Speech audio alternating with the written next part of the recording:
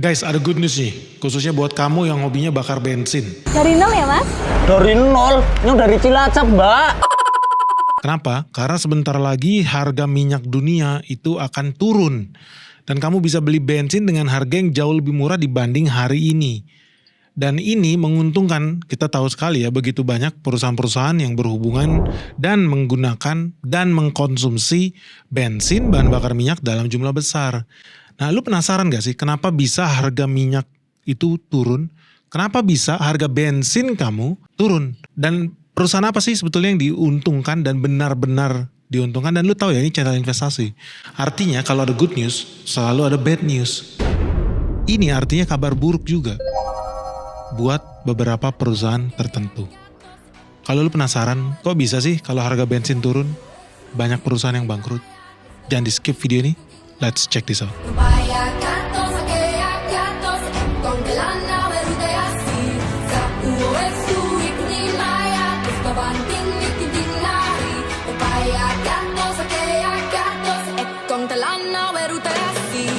Oke, jadi ada berita nih guys, ini fresh from the oven. Pangeran Abdulaziz dari Arab Saudi, ini salah satu menteri yang paling berpengaruh di Arab Saudi.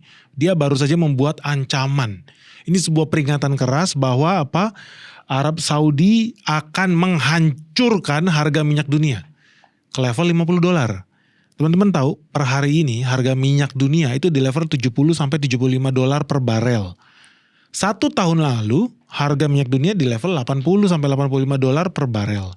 2 tahun lalu ya $95 per barel. Jadi kalau lu lihat pergerakan harga minyak dunia, ya memang volatil, naik turun, tetapi trennya dalam jangka panjang itu turun. Dari dulu hampir 100 2 tahun lalu, terus turun lagi ke 80-an, per hari ini di 70-an. Dan ini bikin kesel guys. Kenapa? Karena akibatnya ya negara-negara yang menggantungkan nyawanya dengan penjualan minyak, tentu saja bukan Indonesia, karena kita net importer minyak, ya mereka pada kesel.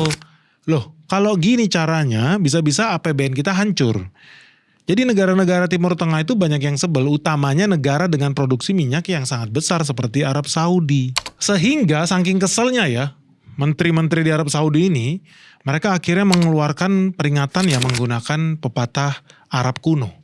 Yang namanya mati siji mati kabeh. Ya kalau gitu mati aja semuanya. Gimana caranya?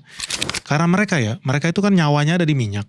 Terus harga minyak itu terus turun. Mereka bilang kalau lu begini terus main curang sama gue bisa lebih sadis daripada lu. Kita hancurin aja harga minyak dunia sekalian ke $50 per barel. Kenapa ya? Kenapa Saudi sebegitu kesalnya dengan permainan ini? Jadi ini ada hubungannya dengan yang namanya OPEC guys. Buat teman-teman yang belum tahu, OPEC itu adalah organisasi kartel minyak terbesar di dunia. Sebetulnya kartel itu dilarang, di Indonesia aja kartel aja lu bisa masuk penjara kalau melakukan kartel. Tetapi lu tahu kalau di level negara kartel itu boleh.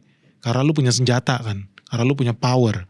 Dan itu yang dilakukan oleh negara-negara OPEC. OPEC itu adalah oil producing countries, jadi negara-negara yang memproduksi minyak. Mereka bersekutu, bersepakat, mereka selalu meeting, setahun bisa 8-10 kali meeting untuk menentukan harga minyak dunia.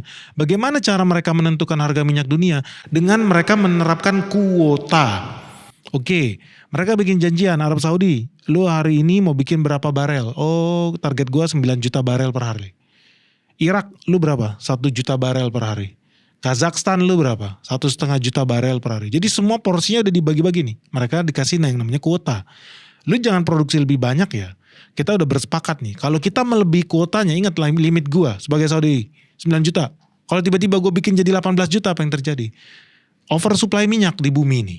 Akibatnya apa? Hukum supply and demand berlaku. Kalau supply terlalu banyak, harga apa? Jatuh. So kemudian negara-negara OPEC itu dalam pertemuan mereka terakhir, mereka itu udah bersepakat untuk saling menahan produksi mereka. Kenapa? Karena mereka punya hidden agenda mau membawa harga minyak dunia ke $100. Itu cita-cita luhur mereka. Ya tentu biar lu tambah miskin, karena kan lu negara importir Indonesia ya. Tapi di sisi lain ya biar mereka tambah kaya dong. Kan nyawa mereka ada di sana, mereka mau bikin NIOM. Proyek gak masuk akal, bikin kota besar di tengah gurun pasir. Banyak proyek-proyek yang aneh-aneh, itu harus dilakukan dong pakai duit lu. Nah kalau harga minyak makin murah, mereka rugi dong. Iya dong. So kemudian mereka betul-betul anggota kartel ini berjanji bikin kesepakatan bahwa kita tahan ya produksi kita ya. Gue cut ya. Lu tahu Saudi Arabia itu punya kemampuan produksi sampai 10 juta barel per hari. Tetapi dia sebagai pemimpin OPEC, dia bilang gue kasih contoh gini caranya main harga nih. Gini nih. Gue cut dari 10 juta ke 9 juta barel per hari. Jadi dia ngilangin 10% kemampuan produksi dia. Dia mau ngasih contoh. Lu semua bikin gitu ya. Irak lu bikin gitu ya. Afghanistan, Rusia, Kazakhstan, semua negara OPEC dan harapannya non OPEC itu juga lakukan itu. Jadi itulah tekanan dan sedemikian powerfulnya lah OPEC ini. Tetapi mau dikata gimana ya guys? Namanya juga negara-negara ini butuh duit ya. Ternyata di belakang layar setelah keluar dari meeting itu anggota OPEC ini ada yang berkhianat. Mereka mah di depan ngomong oke gue potong 10%, oke gue potong 20%, oke gue potong 30%. Tapi begitu mereka keluar dari ruang meeting apa yang terjadi? Rakyat gue kan butuh makan. Gue kan harus belain rakyat gue. Kita kan harus tambal jalan yang berlubang. Kita harus bangun sekolah, kita harus bangun jembatan. Dan lain sebagainya. Duitnya dari mana? Emang Saudi mau ngasih duit sama gue? Kan enggak. Faktanya Indonesia emang dapat duit dari Saudi? Kan enggak. Jadi negara-negara OPEC itu kemudian keluar dari ruang meeting apa yang terjadi? Mereka tidak mengurangi produksi mereka. Lebih curang lagi, mungkin orang bilang lebih pintar lagi. Mereka malah meningkatkan kapasitas produksi mereka. Jadi akibatnya apa? Nah teman-teman lihat, harga minyak semakin turun dalam 3 tahun terakhir. Kenapa? Karena di belakang layar negara-negara OPEC ini saling tusuk satu sama lain. Mereka juga mau cuan. So ada negara khusus sebetulnya yang mau ditarget oleh Arab Saudi ketika dia mengeluarkan warning ini. Warning ini secara resmi ini ditujukan oleh 2 negara dengan kemampuan produksi jutaan barel per hari. Negara pertama yang di warning sama Arab Saudi dan ini terus terang mereka kesel banget sama negara ini, itu Irak. Irak itu cuma punya kuota 4 juta barel per hari. Tetapi di belakang layar dia produksi 4.200.000 barel per hari. Nah buat teman-teman ya yang gak bisa membayangkan gimana sih skalanya, ini ngomong harian ya. Mereka overproduction 200.000 barel. 200.000 barel dikali $75 harga hari ini itu setara 15 juta dolar. Jadi artinya Irak itu melebihi 200.000 barel setiap hari supaya mereka bisa dapat 15 juta dolar ekstra setiap harinya. Ya buat teman-teman yang gak kebayang 15 juta dolar kalau lu rupiahin itu setara dengan 200-an miliar guys. Jadi lu bayangin mereka dikasih kuota 4 juta barel. Diam-diam mereka overproduction 200.000 barel. Jadi 4,2 juta barel. Selisih 200 barel aja. Itu udah setara 200-an miliar. Sekarang negara mana yang gak mau terima ekstra 200 miliar per hari? Alias kalau di setahun, di 1 bulan itu udah setara berapa? Itu udah setara 6 triliun dalam 1 bulan. Negara mana yang gak mau? Ya Indonesia aja pasti mau. Itu overproductionnya loh. Kita belum hitung 4 juta barelnya itu sendiri. So it's a big money buat mereka. Jadi banyak negara-negara itu yang diam-diam di belakang layar gak mau ikutin peraturan yang disetap oleh organisasi mereka sendiri si OPEC. Nah itu negara pertama yang diserang. Negara kedua yang diserang dan mau disikat itu adalah negara yang bernama Kazakhstan, negara favorit kita semua. Negara Kazakhstan itu jatahnya cuma 1,4 juta barel. Tetapi diem-diem juga sih di belakang layar, mereka ternyata produksi 1,5 juta barel per harinya. Artinya dia sengaja lebihin tuh 100.000 barel setiap harinya. Kenapa ya? Sekali lagi ya, karena rakyatnya perlu makan. Akibatnya kemudian Arab Saudi berpikir, lah buat apa kita meeting-meeting OPEC gak jelas ini? Yang bener aja lu. Kita meeting udah sepakat kurangin produksi, lu kurangin 10%, lu kurangin 20%, keluar dari ruang meeting, lu malah overproduction. Akibatnya apa? Banjir minyak. So ini kemudian membuat Arab Saudi panik gitu loh. Kalau seandainya lu mainnya begitu ya udah mati siji mati kabeh. Sekalian aja kita hancurin harga minyak ini. Artinya apa? Arab Saudi lagi memberi sinyal. Jangan-jangan mereka berpikir jangan lu kira lu doang yang bisa main curang. Dia akan meningkatkan kapasitas produksinya. Bukan lagi 9 juta barel diskon. Dia mampu 10 juta barel per hari loh. Lu bayangin kalau tiba-tiba kita kebanjiran ekstra 1 atau 2 juta barel lebih banyak dibanding yang seharusnya. Nah teman-teman, ini sebetulnya gebukan secara tidak langsung. Ini dia mau nyenggol nih sebenarnya Arab Saudi. Yang dia senggol kan kalau lu dengar cuma Irak sama Kazakhstan, apalah itu negara kecil gitu kan. Tetapi sebetulnya yang mau dia serang itu adalah Rusia. Nah teman-teman tahu kenapa harga minyak kita turun terus makin lama makin murah, harga minyak dunia. Itu ada hubungannya dengan perang Rusia itu. Rusia yang namanya perang itu butuh modal. Nah lu bayangin minyak mereka diblokade di mana-mana. Tidak bisa masuk ke Eropa. So kemudian mereka diam-diam menjual minyaknya ke negara lain. Pembeli terbesar sekarang minyak Rusia selain China itu adalah India. Dan Rusia yang namanya juga perang butuh duit, bakar duit. Kirim rudal terus, kirim tank terus, hancur terus, bikin lagi. Duitnya dari mana? Jualan minyak.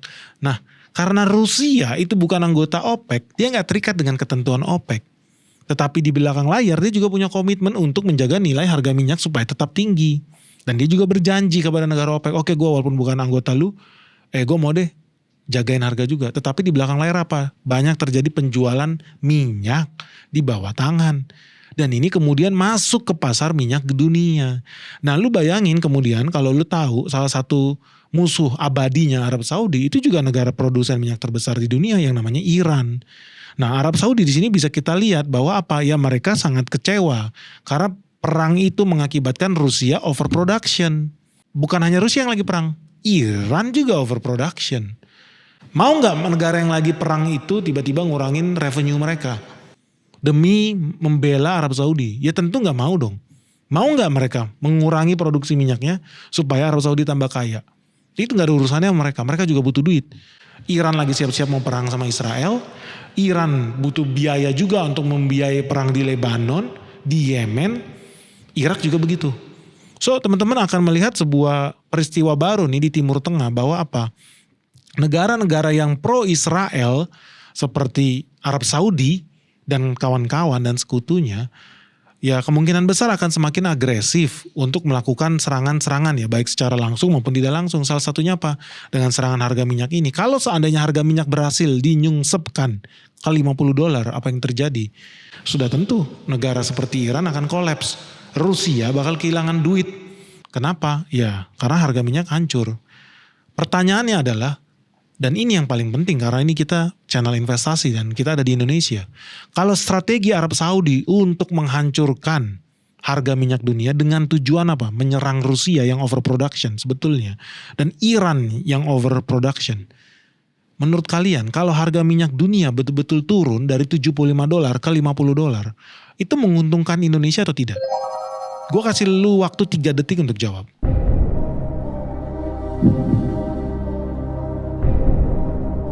Ya jawaban lu betul. Kalau lu bilang Indonesia diuntungkan, ada betulnya. Karena apa? Karena negara kita ini hobinya impor minyak. Bukan ekspor minyak. Kita hobinya impor minyak. So kalau seandainya harga itu turun, banyak keuntungan buat Indonesia. Lu naik terbang pesawat beli pakai Aftur. Minyak bumi juga. Bisa jadi lebih murah. Lu jalan-jalan keliling kota, transportasi, logistik, pengiriman barang. Bisa jadi lebih murah juga. Tetapi di sisi lain lu jangan lupakan. Bahwa apa? Ekspor terbesar negara Republik ini memang bukan minyak. Tetapi kompetitornya minyak. Yaitu apa? Batu bara. Nah pertanyaannya nih. Kalau harga minyak terus menerus makin lama makin turun.